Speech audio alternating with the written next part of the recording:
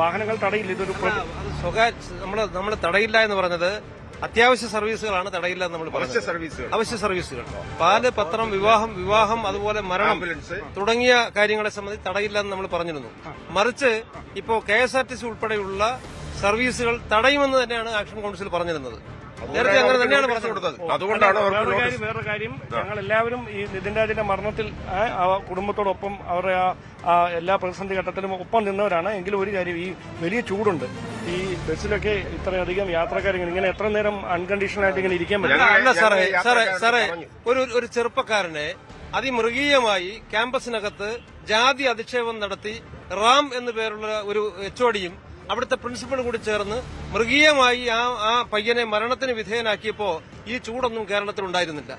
അപ്പൊ ചൂട് ആർക്കും അനുഭവപ്പെട്ടില്ല. അത് അനുഭവപ്പെട്ടത് ആ നിതിന്റെ കുടുംബത്തിനും നിതിന്റെ സഹോദരങ്ങളായ ഞങ്ങൾക്ക് മാത്രമേ ആ ചൂട് അനുഭവപ്പെട്ടുള്ളൂ.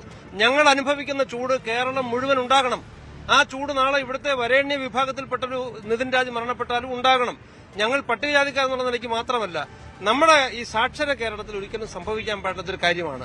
നമുക്കറിയാം, രോഹിത് വേമുല, ഈ നാഷണൽ യൂണിവേഴ്സിറ്റിയിലെ രോഹിത് വേമുല മരണപ്പെട്ടപ്പോ ഇതുപോലെ രാജ്യം മുഴുവൻ ചർച്ച ചെയ്യപ്പെട്ടതാണ്.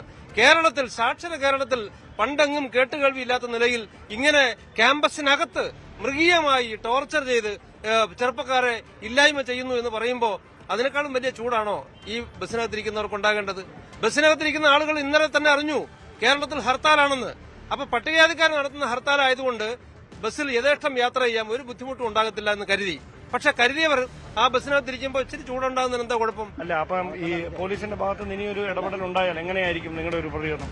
അതെ, ശക്തമായി പ്രതികരിക്കും. ഇപ്പൊ പല ഭാഗത്തായിട്ട് ഇരിക്കുന്നവരെ എല്ലാം ഇവിടെ എത്തും.